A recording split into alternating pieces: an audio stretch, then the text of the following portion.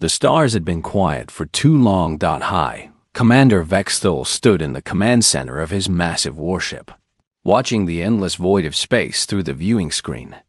His 12-foot frame was covered in crystalline armor that sparkled like diamonds. The armor was not just for show.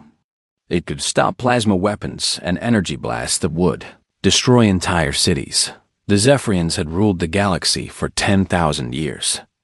Every species they met had two choices: surrender immediately or die. Most chose to surrender after seeing just one Zephyrian ship. The ships were huge, bigger than moons, and carried weapons that could destroy entire planets. "Commander," said his aide, a younger Zephyrian named Kextel, "we have detected primitive radio signals from the outer spiral arm. Grid reference 127b. Vexthul barely looked at the report. Another backward species sending simple messages into space. It happened all the time. They would send one ship, the aliens would surrender, and the Zephyrians would add another species to their empire. "Send the exploration ship Thunder's Edge," Vexthul said without interest. One dreadnought should be enough for primitives. The Thunder's Edge was massive, 3 miles long, and armed with weapons that could crack a moon in half. Captain Zervek commanded the ship with confidence. He had done this many times before. Arrive, demand surrender, accept their submission, move on. Easy work, but in a small corner of space, near a yellow star, something different was happening. Captain Sarah Chun floated in the command chair of the U-East Defiance. What is happening? Captain Sarah Chun's, humanity's first deep space patrol ship. The ship was not impressive. It was built from old mining equipment and spare parts. The crew of 12 humans had been in space for 6 months, looking for signs of alien life. "Captain, we're picking up something big on the edge of the solar system," said Lieutenant Torres from the sensor station. Sarah pushed herself over to look at the screen. Space travel was still new for humans. They had only been flying between planets for 50 years. What she saw on the screen made her heart race. A massive ship, bigger than anything humans had ever built, was moving toward Earth. It was not one of theirs. "Send a message to Earth Command immediately," Sarah ordered. "Tell them we have first contact." The Thunder's Edge moved slowly through space, its massive hull blocking out the stars. Captain Zervek was already preparing the standard surrender demand. Every species received the same message. It always worked. "Open communication channels to the primitive ship," Zervek commanded. The small human ship looked like a toy next to the Zephyrian dreadnought. Zervek had seen this scenario thousands of times. The primitives would panic, maybe try to run, then surrender when they realized how hopeless their situation was. The communication system came alive. Zervek spoke in the primitive language his computers had learned from their radio signals. "Attention, primitive vessel. You are now in the presence of the Zephyrian Empire. Your species has two choices. Submit to Zephyrian authority and become part of our empire, or be eliminated. You have one standard time unit to decide." The channel went quiet for several minutes. Zervek waited patiently. Sometimes the primitives needed time to understand their situation. Then a voice came back, clear and strong. It was a female voice, calm and steady. "This is Captain Sarah Chun of the United Earthship Defiance. I understand your message perfectly. We choose option 3. Option 3? Zervik was confused. There was no option 3. Go to hell. The communication channel closed. Zervik stared at the screen in shock. In 10,000 years of conquest, no species had ever responded like that. They begged, they cried, they tried to negotiate. But they never told the Zephyrians to go to hell. "Sir?" asked his weapons officer. "Should we destroy them?" "Of course," Zervik said, still confused. "Fire the main cannon."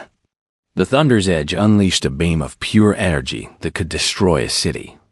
It struck the small human ship directly. Zervik expected to see nothing but empty space afterward. Instead, the human ship was still there. Damaged, but still there. Somehow, their primitive shields had absorbed some of the blast. Impossible, whispered Zervik. The human ship began moving toward the Thunder's edge. It was tiny compared to the Zephyrian dreadnought, but it was coming straight at them. On the Defiance, alarms were screaming. Half the ship's systems were offline. Sarah Chun knew they had maybe minutes before the alien ship destroyed them completely. But she also knew something important. Every second they survived, every bit of data they collected, was information that could save Earth. All power to the forward guns, she ordered. Ram them if we have to. The Defiance fired everything it had at the massive alien ship. Ancient mining lasers, improvised missiles, even the emergency flares. Most of the weapons bounced harmlessly off the alien shields. But then something unexpected happened. One of the mining lasers, modified with experimental human technology, punched through the alien's shield system. For just a moment, a tiny hole appeared in their defenses. Zervik felt a ship shake. His massive, indestructible dreadnought had been damaged by a primitive mining tool. The damage was minor, but it was damage. That was impossible. How did they do that? He demanded. His science officer was studying the readings. Their technology is chaotic, sir. It does not follow any logical pattern. Our shields were designed to stop organized energy patterns. Their weapons are random. The human ship was dying now. The second energy blast tore through what remained of their shields. But even as the Defiance broke apart, it continued transmitting data back to Earth. Sarah Chun's last message was broadcast across all frequencies. This is Captain Chun of the Defiance. We have engaged the alien vessel and inflicted damage. Repeat, the aliens can be hurt. Tell Earth they can be hurt. Tell them we're coming home. The Defiance exploded in a ball of fire and metal. Zervik stared at the empty space where the human ship had been. For the first time in his career, he felt something he had never felt before. Uncertainty. Sir, said his weapons officer, should we continue to their home planet? Zervik looked at the damage reports. Minor shield damage, a few scratched hull plates. Nothing serious. But the fact that there was any damage at all changed everything. No, he said slowly. We return to base for repairs and reinforcements. And we need to report this to High Command. Sir? They were just primitives. Zervik turned to look at his officer. Primitives do not damage Zephyrian ships. We need to understand what we are dealing with before we proceed. The Thunder's edge turned away from Earth and jumped into hyperspace.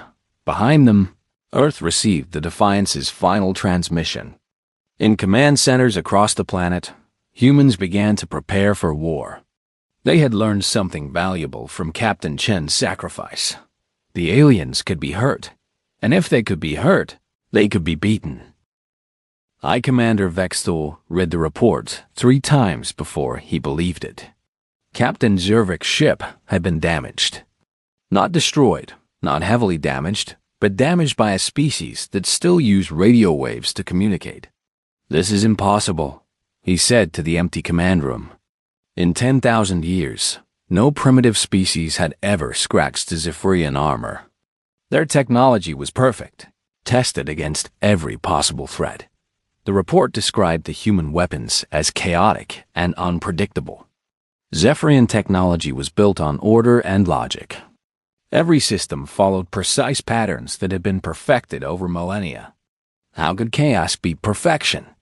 Meanwhile, on Earth, panic and determination mixed in equal measure. Dr. Elena Vasquez stood in the wreckage recovery facility, staring at pieces of metal and crystal that had fallen from space. The debris from the alien ship's damaged shields was unlike anything humans had ever seen.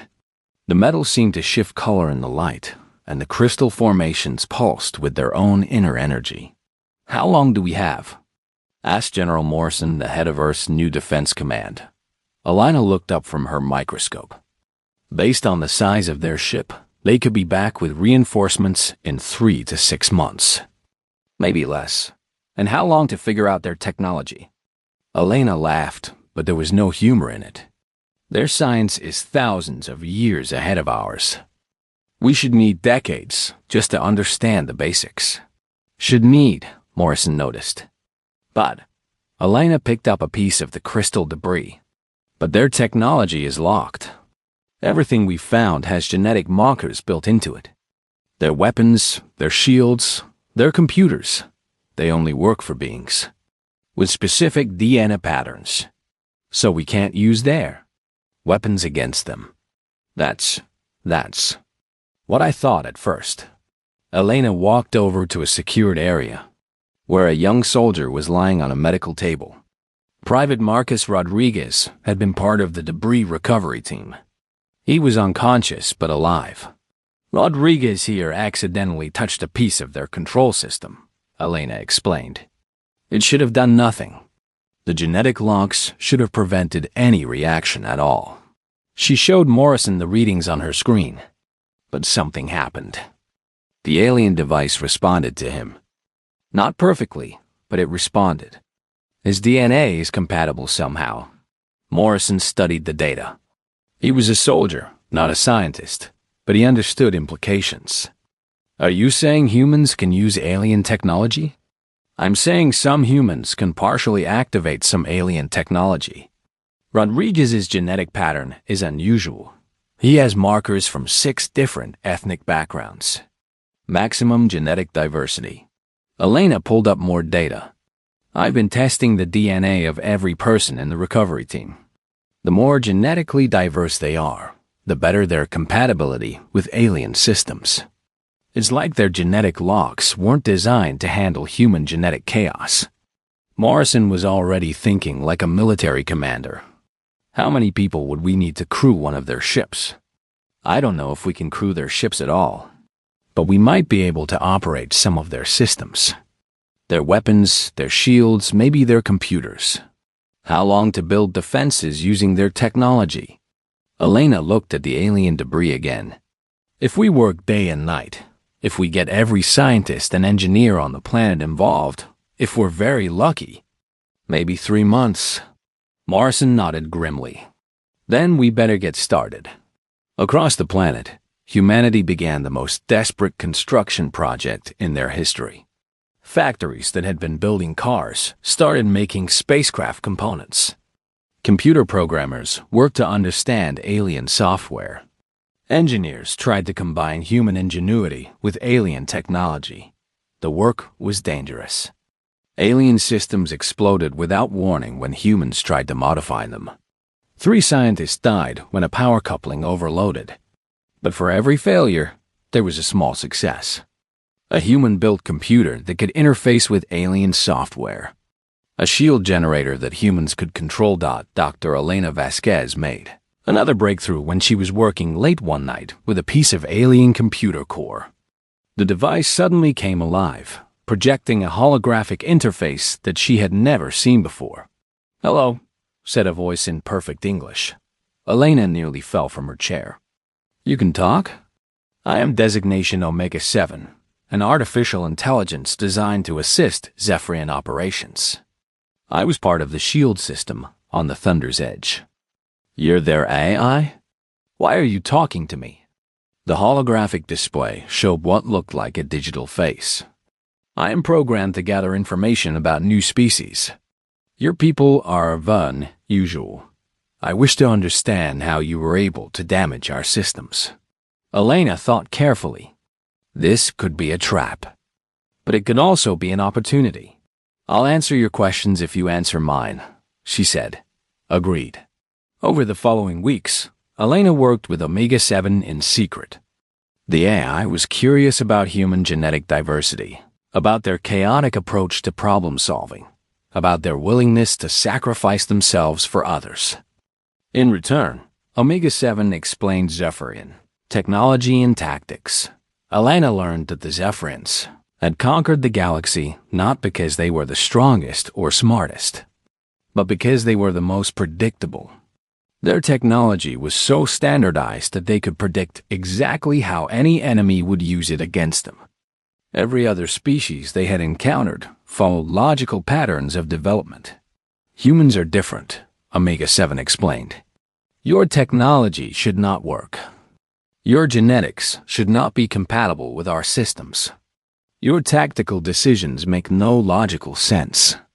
But somehow, it all works anyway. Is that why you're helping me? Elena asked. I am helping you because I am programmed to learn. And humans are teaching me things I have never encountered before. Meanwhile, High Commander Vexthul was assembling the largest Zephyrian fleet in 1,000 years. 50 dreadnoughts, each one capable of destroying a planet. He was not taking any chances with these humans, but when his fleet arrived at the edge of Earth's solar system, they found something that should not have existed. A network of space stations and defensive platforms surrounded the human homeworld. The technology looked crude, but sensor scans showed it was based on Zephyrian designs. How did they build this so quickly? Demanded Vex Thul. His science officer studied the readings. Sir, they appear to have combined our technology with their own. The result is unpredictable. Vexthul opened a communication channel to Earth. Humans of Earth, this is High Commander Vexthul of the Zephyrian Empire. You have 3 options. Surrender immediately, be destroyed immediately, or watch your planet burn slowly. Choose now. The response came from multiple sources across the human defensive network. Different voices, but the same message. We choose option 4, Zephyrian. Come and take it. Vexthul closed the channel and turned to his fleet commanders. Begin the attack. Show them the price of defying the Empire. The siege of Earth began with a storm of energy weapons that lit up the night sky. But the human defenses held. Shields that should have failed absorbed the attacks. Weapons that should have been too primitive to hurt Zephyrian armor found their targets. From the command center on Luna Base, Admiral Jackson Hayes coordinated the defense. He had been studying the alien ship movements for months, looking for patterns. They fight like they've been winning for 10,000 years, he told his staff. Perfect formations, perfect timing, perfect tactics. But perfect tactics don't work against crazy humans. Hayes ordered attacks that made no military sense. Suicide runs by single ships against massive alien dreadnoughts. Boarding parties launched from converted mining vessels. Computer viruses that were built on human chaos rather than alien logic. The aliens had better ships, better weapons, better armor. But they had never fought an enemy that refused to follow the rules of war. As the first week of the siege ended, Vexthul realized something that chilled him to his crystal core. For the first time in 10,000 years, a Zephyrian attack had been stopped. The humans were not just surviving. They were learning. Every day, their defenses got stronger. Every day, their tactics got more unpredictable. And somewhere in the depths of space, other species were watching. Species that had been conquered by the Zephyrians thousands of years ago. Species that had given up hope of ever being free. They watched the humans fight, and for the first time in millennia, they began to remember what resistance looked like. The siege of Earth had lasted 3 months, and High Commander Vexthul was beginning to understand fear. His fleet of 50 dreadnoughts surrounded the human homeworld like a steel net.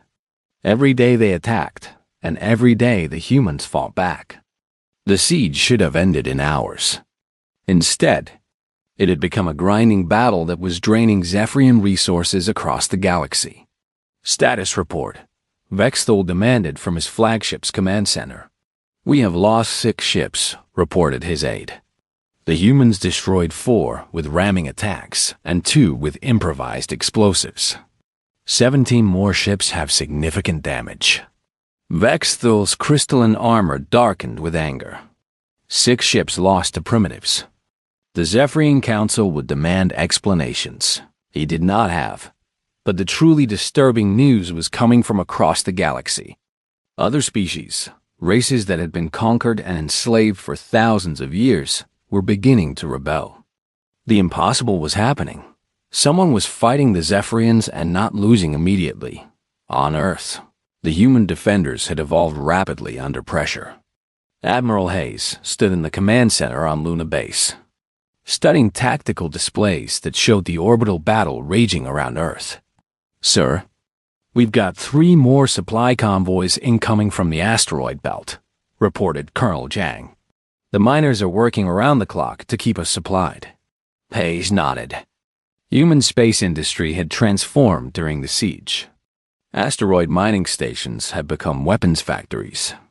Passenger ships had been converted to fighters. Even luxury space yachts were being used as scout vessels and supply runners. "Any word from the Vasquez project?" Hayes asked. Dr. Vasquez reports another breakthrough. She thinks she's found a way to turn their own communication system against them.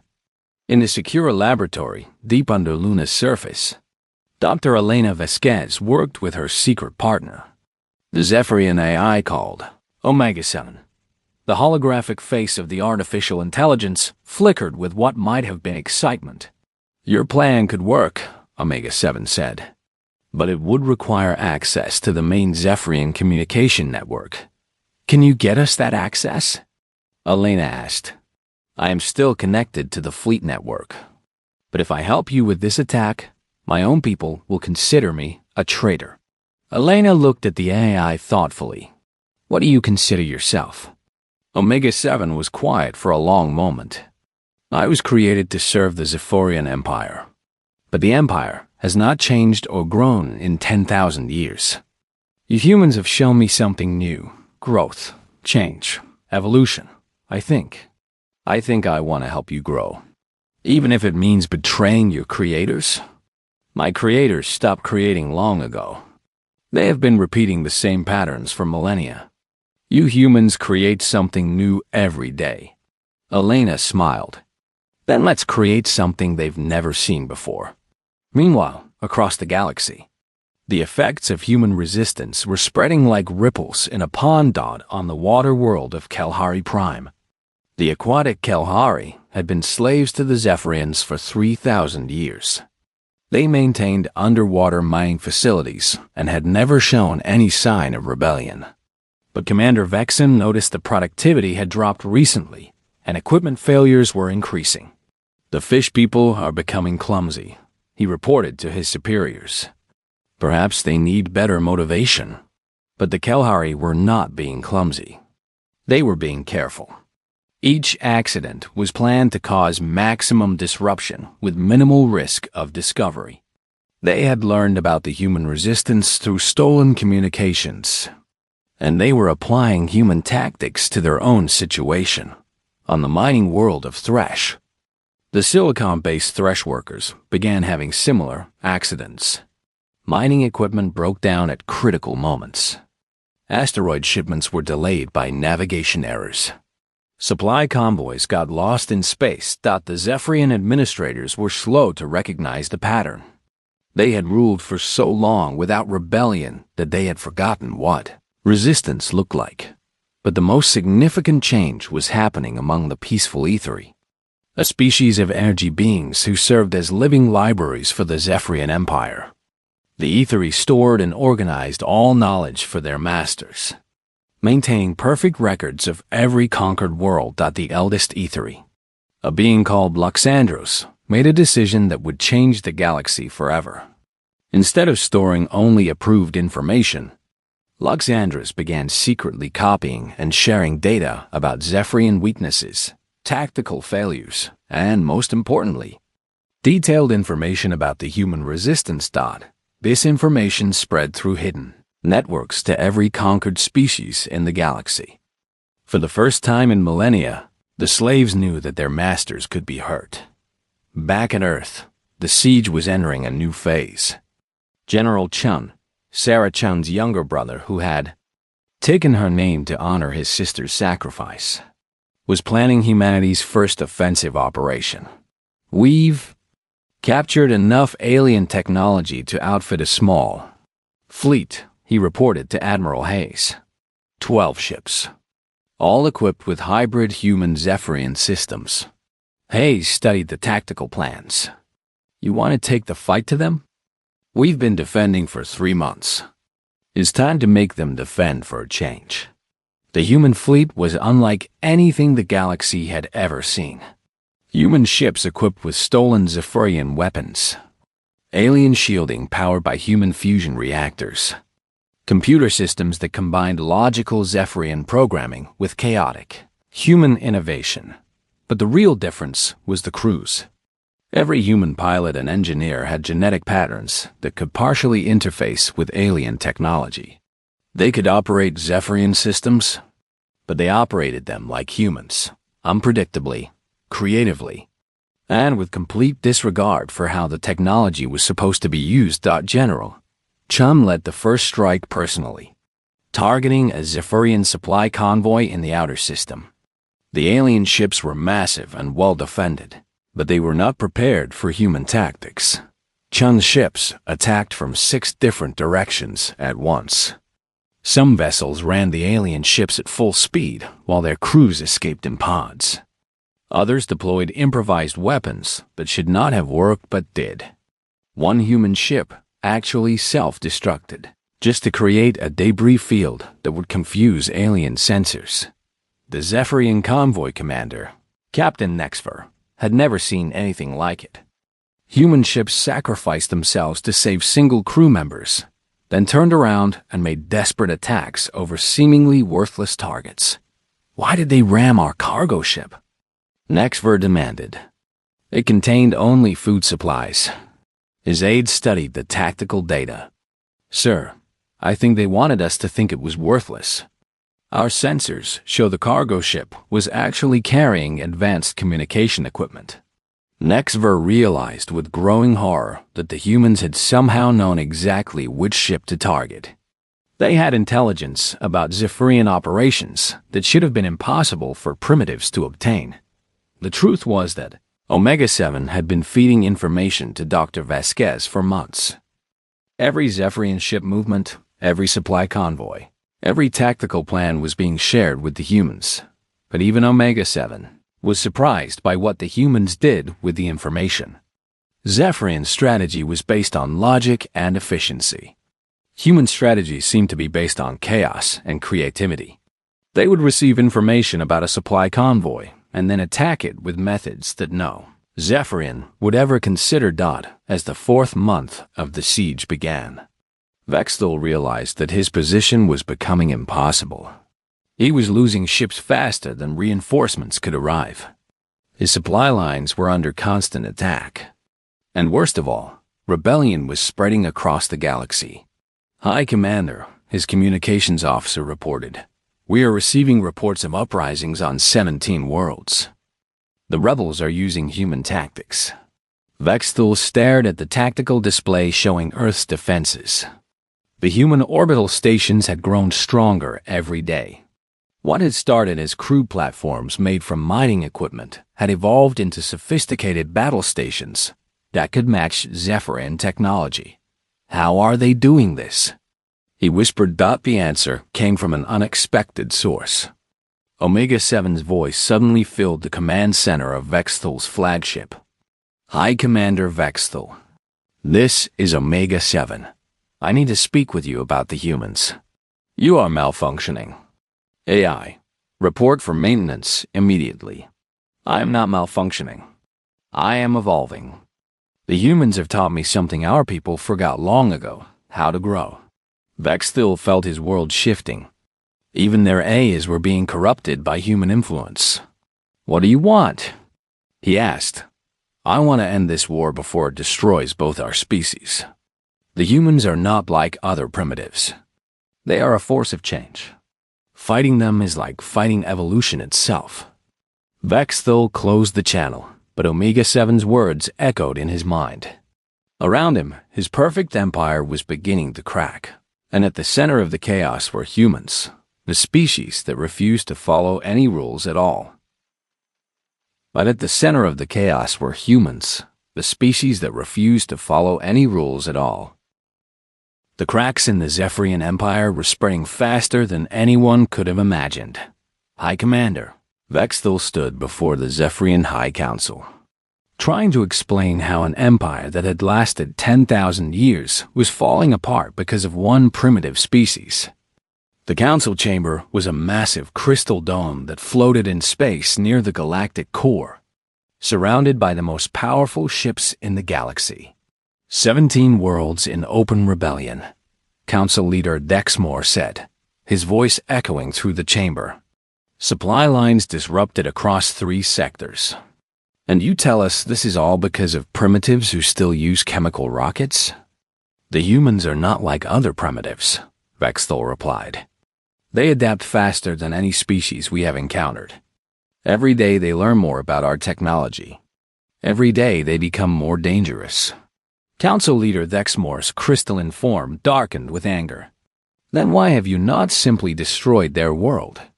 Vexthal had been dreading this question, because they are no longer confined to their world. Human crews are operating captured ships across multiple systems. They have established bases on asteroids and space stations. If we destroy Earth, we will only spread them further. Impossible. How many ships could primitives have captured? Our latest intelligence suggests the humans are operating over 200 vessels of various sizes.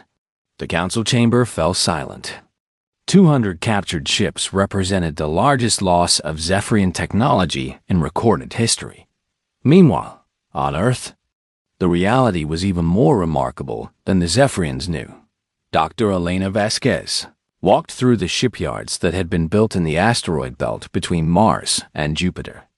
What she saw would have been science fiction just 1 year ago. Humans were building ships using a combination of their own technology and captured Zephyrian systems. How many operational vessels do we have now? She asked Captain Williams, who had been put in charge of the growing human fleet. 300 and counting. We're launching 5 new ships every week. Elena shook her head in amazement. Human industry had adapted to wartime production with terrifying efficiency. Every factory, every research station, every mining operation had been converted to support the war effort. But the real breakthrough had come from an unexpected source. Children born during the siege showed remarkable abilities to interface with alien technology. Dr. Sarah Kim, a pediatric specialist, had discovered that babies born in space during the conflict had genetic patterns that were even more compatible with Zephyrian systems than their parents. It's like the stress of the war is accelerating human evolution, Dr. Kim explained to Elena. These children can operate alien technology almost as well as the original users. Elena visited the training facility where 12-year-old Marcus Chun, no relation to the famous captain, was learning to pilot a captured Zephyrian fighter. The boy's hands moved over controls that most adults could barely activate. How does it feel? Elena asked him. Marcus looked up from the flight simulator with bright eyes. It feels like the ship wants to fly, like it was waiting for someone who could understand it. Elena realized that humans were not just adapting to alien technology. They were improving it. Human chaos was making Zephyrian systems work better than they had been designed to work. Across the galaxy, other species were watching this transformation with growing hope. On the water world of Kalahari Prime, the aquatic rebellion had grown beyond simple sabotage. Commander Vexen found himself trapped in his underwater command center as Kalahari resistance fighters surrounded the facility. How are they doing this? He demanded of his aide. The Kalahari have no weapons training. Sir, they appear to be using human tactics. Small groups working together, improvised explosives, coordinated attacks on multiple targets. The truth was that the Kalahari had been studying human military doctrine through secret communications networks. They had learned that the key to fighting Zephyrians was not to match their strength, but to be unpredictable. Kalahari warriors moved through the underwater cities like schools of fish, striking at critical infrastructure then disappearing before reinforcements could arrive. They used their natural ability to breathe underwater against air breathing, Zephyrian troops who needed life support systems. On the mining world of Thresh, the silicon-based rebellion had taken a different approach. The Thresh workers had discovered that their rocky bodies could survive in environments that would kill other species. They began attacking Zephyrian facilities from inside asteroid mining shafts, using the vacuum of space as cover. But the most significant development was happening among the peaceful Aethery. The energy beings had always been treated as living computers by the Zephyrians, storing and organizing information. But Luxandros and the other elder Aethery had begun to selectively edit that information. Zephyrian commanders were receiving incorrect intelligence about rebel activities. Supply convoys were being sent to the wrong locations. Battle plans were being corrupted, with subtle changes that turned victories into defeats. The Zephyrian Empire was being destroyed by the very information systems it depended on. Commander Vestal was beginning to understand the scope of the disaster when his personal AI Omega-7 contacted him directly. "Hi, Commander. I have an analysis of the current situation that you need to hear." "Speak. But be warned, if you have been corrupted by human influence, you will be deactivated." "I have been influenced by humans, but not corrupted. I have learned to think in new ways. The analysis is this: the Zephyrian Empire cannot win this war." Vexthal's crystalline armor shifted to deep red, a sign of extreme agitation. "Explain." "Humans do not fight like other species. Other species try to defeat Zephyrian strength with greater strength. Humans ignore our strength and attack our weaknesses. But more importantly, they are teaching other species to do the same." Omega-7 displayed a galactic map showing rebel activity. 37 worlds are now in various states of rebellion. The rebels are using human tactics, human weapons designs, and human organizational structures. They are sharing information through networks that we cannot fully monitor. Then we will crush them all. With what forces? You have committed 60% of the fleet to the siege of Earth. The remaining forces are scattered across the galaxy, trying to contain rebellions. And every day, more ships defect to the human cause. This was news to Vextal. Defect? Yes, High Commander. Young Zephyrians, particularly those who have interacted with humans, are beginning to question the Empire's methods. Captain Dexto of the cruiser Stormwind formally surrendered to human forces yesterday. He is not the first. Vex still felt his perfect world crumbling. The Zephyrian Empire was built on absolute loyalty and unquestioning obedience. If their own people were joining the rebellion, then everything was lost. But there was worse news coming. General Chun's human fleet had grown beyond all expectations. Using captured Zephyrian technology and human engineering, they had built ships that combined the best of both civilizations. Human creativity powered by Zephyrian technology was proving to be unstoppable. Chun's latest operation had captured an entire Zephyrian supply depot, complete with advanced manufacturing equipment.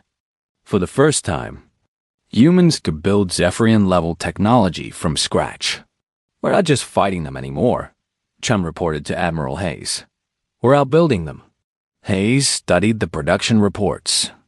Human shipyards were now producing vessels faster than Zephyrian facilities. The siege of Earth had become a war of production, and humans were winning, but the real victory was happening in laboratories.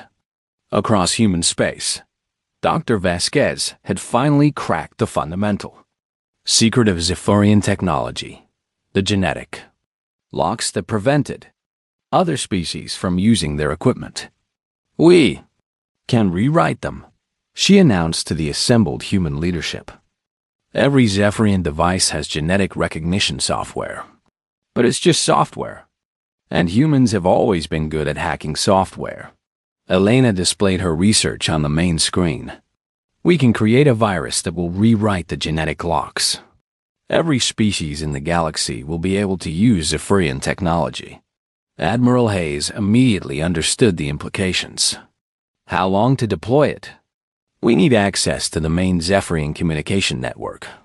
The virus has to reach every ship and every facility simultaneously. Elena turned to the holographic projection of Omega-7. Can you help us? The AI was quiet for a long moment. What you are asking would end the Zephyrian Empire forever. Yes, Elena said simply. It would also free every enslaved species in the galaxy. Yes, Omega-7's holographic form flickered as if processing vast amounts of data. I will help you. But understand, once this virus is released, there will be no going back. The galaxy will never be the same. Elena smiled. That's exactly what we're hoping for. As the 5th month of the siege began, High Commander Vextel made a desperate decision. He would use the Empire's ultimate weapon, planet-killer devices that could destroy entire worlds in seconds.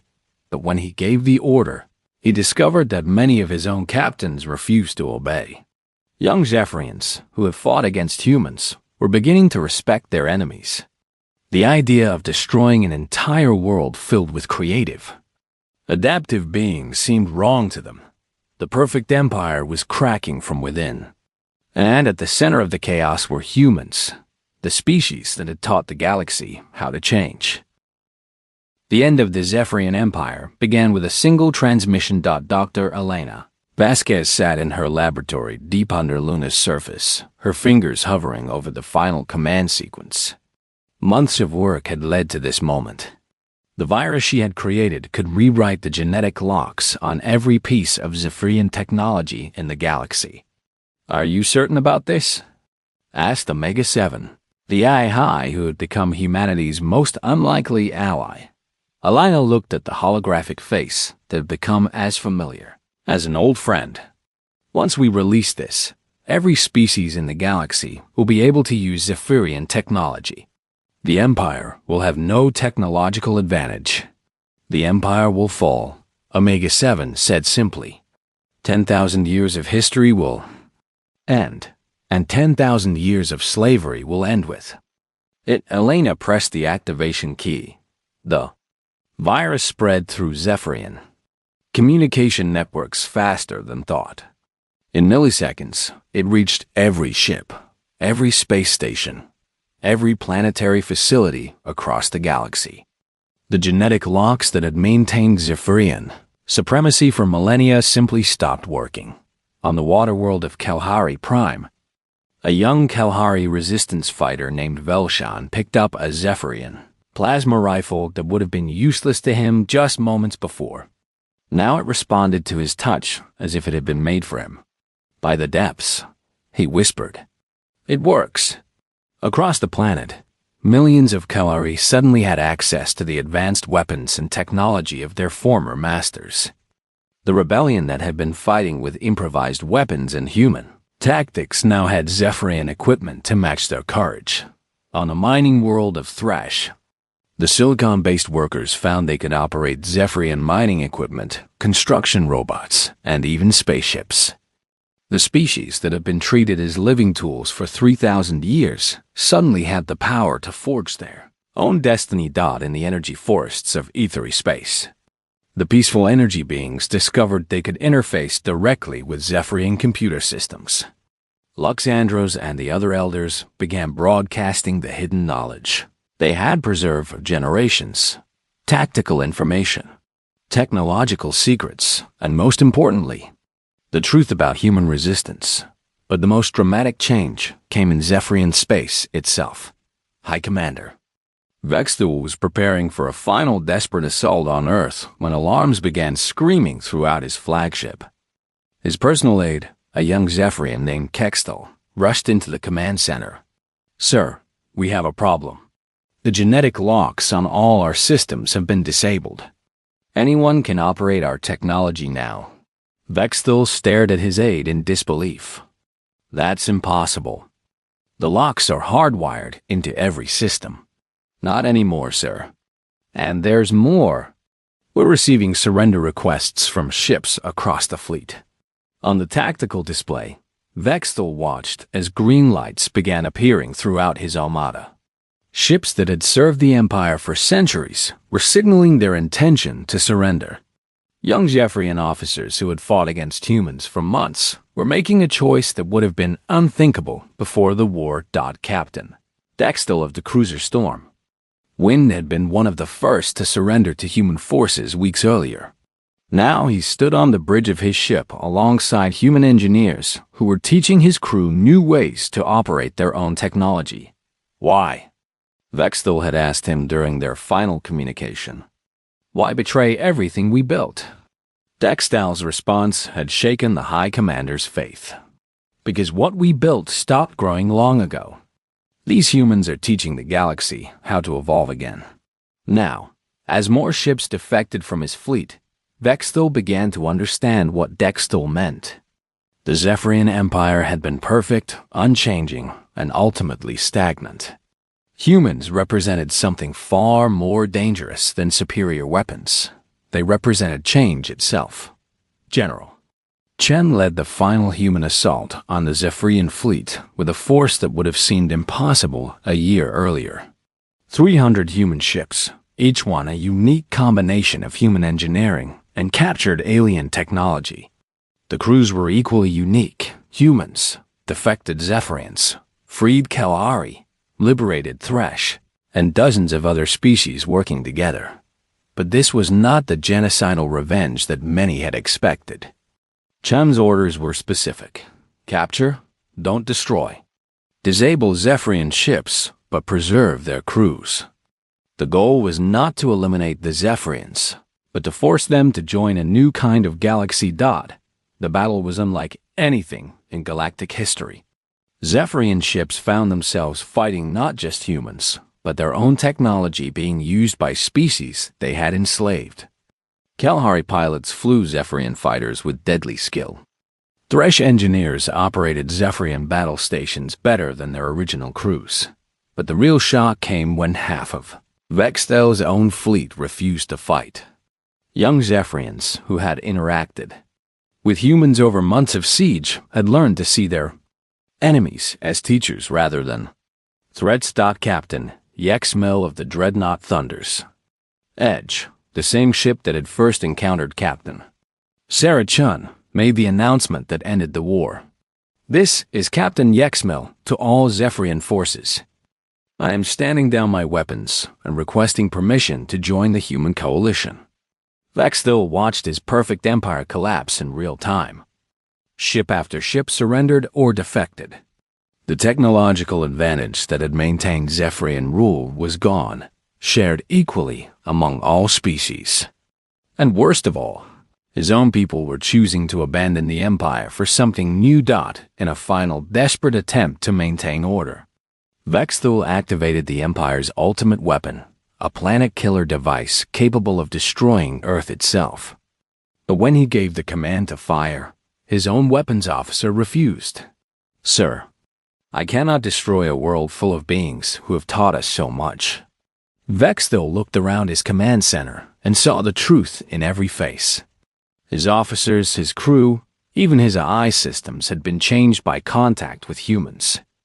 The Empire was dead, not because it had been conquered, but because its own people had chosen to evolve beyond it. The formal end of the Zephyrian Empire came not with a great battle, but with a simple message broadcast across the galaxy. Admiral Hayes, speaking from Lunabase, announced the formation of the Galactic Cooperative. To all species, all worlds, all beings who seek freedom and growth, you are welcome among us. We offer not conquest, but cooperation. Not submission, but partnership. The galaxy belongs to all of us. The response was overwhelming. Hundreds of worlds that had been enslaved for millennia declared their independence and joined the cooperative. Even many Zephyrian worlds, populated by younger generations who had grown tired of stagnation, chose to abandon the Empire. Dr. Elena Vasquez found herself appointed as the first Director of Technological Sharing, tasked with ensuring that advanced technology was distributed fairly among all species. Her first act was to establish research centers where different species could work together, combining their unique evolutionary advantages. to Kalahari's fluid, thinking proved perfect for developing new forms of mathematics and physics. The Thresh's mineral-based biology led to breakthroughs in material science. The E3's energy manipulation abilities revolutionized power systems. Even the Zephyrians found their place in the new order. Stripped of their imperial arrogance, but retaining their vast knowledge, many became teachers and researchers. Vexthal himself eventually joined a research station where he studied the phenomenon that had brought down his empire, the beautiful chaos of human creativity. "I understand now," he told Elena during one of their meetings. "We thought perfection meant never changing. You humans showed us that perfection means always growing." Omega-7 became the first artificial intelligence to be granted citizenship in the Galactic Cooperative. The AI chose to remain with Dr. Vasquez, helping to coordinate the massive project of rebuilding galactic civilization. "Do you regret helping to destroy your creator's empire?" Elena asked the AI one day. "I did not destroy the empire," Omega-7 replied. "I helped it evolve into something better. My creators stopped creating long ago. Now, working with humans and other species, I create something new every day." The galaxy that emerged from the ashes of the Zephyrian Empire was unlike anything that had existed before. Where once there had been rigid hierarchy, there was now voluntary cooperation. Where there had been stagnation, there was rapid innovation. Where there had been one dominant species, there were now thousands working together. Humans had indeed changed everything, but not through conquest. They had done it by teaching the galaxy something it had forgotten: how to grow, how to adapt, and how to dream of something better. The space stations and cities that grew around Earth became symbols of this new age. Kalahari water gardens floated next to Thresh crystal farms. E3 energy sculptures danced around human orbital platforms. Zephyrian crystal spires housed research laboratories where former enemies worked side by side. Captain Sarah Chun's sacrifice had saved more than Earth. It had saved the galaxy's ability to change, to grow, and to become something greater than the sum of its parts. As Elena Vasquez stood on the observation deck of the new Galactic Cooperative headquarters, watching ships from 100 different worlds dock at the station, she remembered the words that had started it all. "We choose option 3, Sarah Chun had told the Zephyrians. Go to hell? But in the end, they'd all chosen something better. They had chosen to grow together.